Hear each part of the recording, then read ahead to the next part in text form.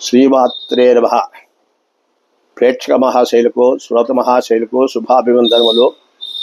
మనము ఈ ఎపిసోడ్ నందు వృశ్చిక రాశి వాళ్లకు జూలై నెలలో ఆషాఢ మాసంలో ఎలాంటి ఫలితాలు కలుగుతాయి అనేటువంటి విషయాన్ని గురించి, ఈ వృశ్చిక రాశి వాళ్ళని గురించి మనము తెలుసుకుందాము.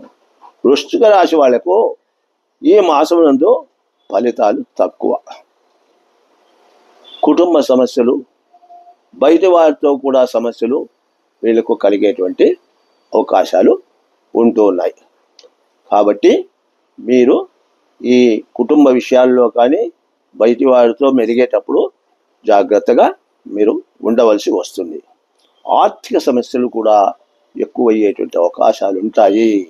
కాబట్టి ముందుగానే మీరు ఆర్థిక విషయంలో జాగ్రత్త వహిస్తే కొంతవరకు మీకు శుభం కలుగుతుంది. పనులందు కూడా మీరు ఆలోచించి ముందుకు పోవలసి వస్తుంది. ఆలోచించకుండా ముందుకు పోయినారంటే ఆ పనులన్నీ కూడా వ్యర్థం కావడము, ఆర్థికంగా దెబ్బ తగలడం కూడా జరుగుతూ ఉంటుంది. మాట్లాడేటప్పుడు కూడా మీరు ఎంతో జాగ్రత్తగా ఉండవాలా, నాలుక దగ్గర పెట్టుకొని మాట్లాడవాలా. కొంచెం ఒక్క మాట మీరు ఎక్కువ మాట్లాడినా కూడా ఎదుటి వాళ్లకు మీరు ఎదురు కావాల్సినటువంటి పరిస్థితులు కలిగేటువంటి అవకాశాలు కూడా ఉంటున్నాయి.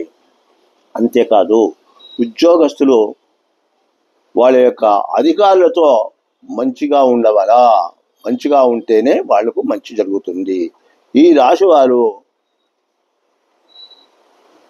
ముఖ్యంగా ఈ యొక్క సమస్యలు లేకుండా, వాళ్లకు ఇబ్బందులు లేకుండా ఉండవాలంటే ముఖ్యంగా వీళ్ళు అశ్వత్థం చెట్టుకు ప్రదక్షిణాలు చేయడము, విష్ణు సహస్రనామావళి పారాయణం చేసుకోవడము, లేదా విష్ణు సహస్రనామాలు వినడము.